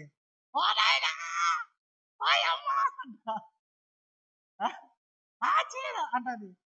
ఆ వీధిలోకి వినపడుతుంది. నేను ఆ ఇంట్లో ప్రార్థన, వేరే ఊర్లోకి వెళ్తా, ఆ వీధిలోకి వినపడుతుంది. నేను ప్రార్థన చేయకపోతే నేను అనుకున్నా, అయ్యో ఈ టైంలో ఇంటికి వచ్చి ప్రార్థన చేస్తే ఎవరన్నా ఏమన్నా అనుకుంటారేమో, ఆడు చనిపోయిన వాళ్ళ ఇంటికి, ఆ చనిపోయిన ఉన్నారు వాళ్ళ ఇంట్లో చనిపోయినారు, ఈడికి పోయి ప్రార్థన చేస్తే ఆశ్రయుడు చనిపోయిన రోజు వచ్చి ప్రార్థన చేస్తానని అనుకుంటారేమో నేను భయపడతాను. ఓమ్మ కనుక్కొని రాకపోతే తల్లి ఏం జరిగిందంటే ఆమె పోయి 10 నిమిషాలకు వచ్చింది. అప్పుడు చెప్తాను, కథ జరిగింది ఇదే పాస్టయ్య, చీర చించిందంట, నలిపి పడేసిందంట. బాలపడత పోనీలే, ఇక చీర కొనిపిస్తాడు. నువ్వు కొనిపిస్తావులే, ఇది ఎవరు తెచ్చిస్తాడంటుంది. బట్టలు చీర చినిగినందుకు ఎంత రచ్చ.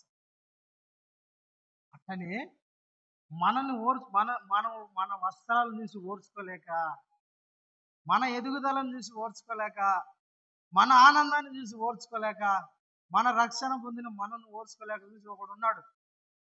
నిజంగా చెప్పాలంటే మా బ్యాచ్ మా ఫ్రెండ్స్లో ఒకడు ఉన్నాడు. మా ఫ్రెండ్స్ అంతా ఈతకు పోయినారు. లైఫ్ జాకెట్ నేను మటుకు నీళ్ళ దగ్గరికి నువ్వు ₹1,00,000 ఇచ్చి నేను పోనని చెప్తా. లైఫ్ జాకెట్లు ఉన్నాయిరా, నేను అంతా ఉన్నాము రా అన్నా కూడా నేను రానని చెప్తా. ఆడ అన్న కూర్చుంటే బయట స్విమ్మింగ్ పూల్ కాడ బయట కూర్చొని నేను లోపల, వాళ్ళు నా దగ్గరకు వస్తారు, నేను పరిగెత్తుతా. ఎందుకంటే వాళ్ళు ఫ్రెండ్స్ కదా, ఎత్తుకొని పోయి నీళ్ళలో దబ్బి పడేస్తారు. ఆ భయంతో నేను నీళ్ళ దగ్గరికి పోను, చెరువుల దగ్గరికి బావిల దగ్గరికి పోనంటే పోను, అసలు దొబ్బుతారేమో అని. మా ఫ్రెండ్స్ అంతా ఒకటి ఏం చేస్తారంటే, వాడు ఒకడు కొంచెం ఈత రాదు, నాలాగానే ఒకడు ఉంటాడు. అయితే వానికి ఉన్న ధైర్యం ఏంటంటే వీళ్ళు ఎవరేం నన్ను చేయలేని వాడు అక్కడ కూర్చున్నాడు. లైఫ్ జాకెట్లు ఇచ్చే వాళ్ళందరూ, రే మేము ఉన్నాం కదరా, లైఫ్ జాకెట్ నీకు వేసినాం కదరా అని వాడిని మెల్లగా నీళ్ళలోకి తీసుకున్నాడు. నీళ్ళు ఈడి వరకు ఉన్నాయి స్విమ్మింగ్ పూల్. వాడు అంతవరకు బాగా ఆడుతున్నాడు. ఒకడు ఏం చేసినంటే పోయి లైఫ్ జాకెట్ క్లిప్పులు ఉంటాలా, ఆ క్లిప్పులు పీకేసినాడు. వెనకాల 2 క్లిప్పులు పీకేసినాడు.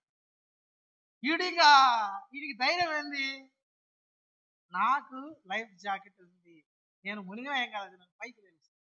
వీడు ఒకసారి అట్లా మునిగినాడు, పైకి రాలేవాడు, కాలు జారినాడు, కొట్టుకుంటాడు, భయపడతాడు అంటున్నాడు. వాళ్ళు ఒక సెకండ్లు సమ్ సెకండ్లు చూసి వాడిని ఏడిపించి పైకి తెచ్చినారు. చూస్తే వానికి లైఫ్ జాకెట్ లేదు, ఊడిపోయింది. వాడు ఇంకా కొట్టుకుంటాడు. ఇంకా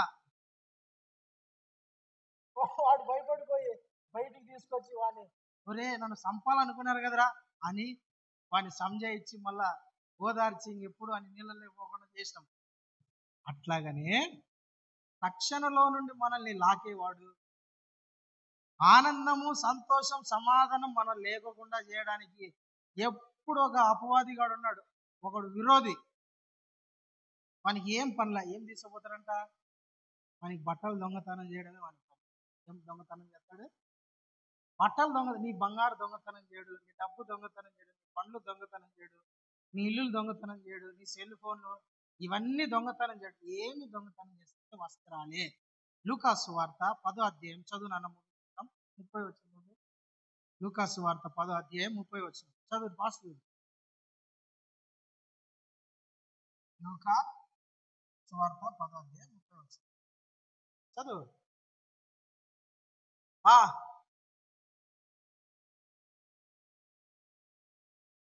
ఎరికో పట్టణమునకు దిగి వెళ్ళుచు దొంగల చేతిలో చిక్కెను. వారు అతని వస్త్రములను దోచుకొని, ఏం దోచుకున్నారు, చాలు వారు ఎవరంట, దొంగలు. ఈ వ్యక్తి యొక్క వస్త్రాలను దొంగతనం చేశారంట. బట్టలు దొంగతనం చేయొచ్చు కదా, వేరే ఏమైనా దొంగతనం చేయొచ్చు కదా, ఈయన దగ్గరున్న వస్త్రాలను దొంగతనం చేశారంట. బట్టలు లాక్కొని పోయినారంట. లాక్కొని పోయి కొట్టి, నాకు వస్త్రాలు కావాలంటే వాళ్ళని కొట్టి కొనుగురితో పెట్టి వాళ్ళ దొంగలు పారిపోయారు. మన దగ్గర నుంచి దొంగతనం చేసేవాడు ఒకడు ఉన్నాడు. ఎవరంటే వాడు అపవాది, దొంగ, నరహంతకుడు. దొంగ దోచుకోవడానికి, హత్య చేయడానికి, నాశనం చేయడానికి వస్తారంట. ప్రియమైన దేవుని బిడ్డలారా, యేసు ప్రభు ఎప్పుడు వస్తాడో మనకు చెప్పి రాడు. అయితే వచ్చినప్పుడు మనం ఎట్లుండాలంట, వస్త్రములు, పెళ్లి కుమారుడు పెళ్లి కుమార్తెలాగా సిద్ధపడి, పెళ్లి కూతురు ఏ విధంగా అయితే సిద్ధపడి పెళ్లి కొడుకు కోసం ఎదురు చూస్తూ ఉంటుందో, పెళ్లి కొడుకు ఏ విధంగా సిద్ధపడి పెళ్లి కూతురు కోసం ఎదురు చూస్తూ ఉంటాడో, అట్లా మన ప్రభు అయిన యేసుక్రీస్తు కొరకు మనము కూడా వస్త్రములను ధరించుకొని, వస్త్రాలు వేసుకొని యేసుక్రీస్తు కొరకు ఎదురు చూస్తూ ఉండాల. హల్లెలూయా, దేవునికి స్తోత్రం. మనం సిద్ధంగా ఉండాలి, ఎప్పుడు మెలకువగా ఉండాలంట, జాగ్రత్తగా ఉండాలంట, భయభక్తులు కలిగి ఉండాలంట, మెలకువగా ఉండాలా, ప్రార్థన చేసుకుంటా ఉండాలా. ఏ టైంలో వస్తాడో తెలియదు. వచ్చినప్పుడు నేను వస్త్రహీనురాలిగా ఉండకూడదు. యేసు ప్రభు నాకు ఇచ్చిన ఈ రక్షణ వస్త్రము, స్తుతి వస్త్రము, ఉల్లాస వస్త్రము, ఇంకా యేసు ప్రభు చెప్పిన ఈ వస్త్రాలను కాపాడుకుంటా ఉండాలా. యేసు క్రీస్తు వచ్చినప్పుడు నా మీద మచ్చ, డాగు, కలంకము లేనిది వధువు గల కన్యకగా నేను సిద్ధపడి ఉండాలని మనల్ని మనం సిద్ధపరుచుకోవాలా, జాగ్రత్తగా ఉండాలా, మెలకువగా ఉండాలి. ప్రైజ్ ది లార్డ్, హల్లెలూయా. ఏ మారకూడదు, మెలకువగా ఉండాలి, జాగ్రత్తగా ఉండాలి, ప్రార్థన చేసుకుంటూ ఉండాలి. రక్షణలో నేను స్థిరంగా ఉన్నానా లేదా, జాగ్రత్త కలిగి ఉండాలని. ఏ టైంలో వస్తాడు యేసు ప్రభుని, వచ్చినప్పుడు నువ్వు సిద్ధంగా ఉండాలి, మెలకువగా ఉండాలి, జాగ్రత్తగా ఉండాలి. ఏ జామున వస్తాడో నీకు తెలియదు, ఏ గడియలో వస్తాడో నీకు తెలియదు. మెలకువగా దేవుడి మాటలు దీవించును గాక. ఆమేన్. హల్లెలూయా. ప్రార్థన చేసుకుందాం. మోకరించండి.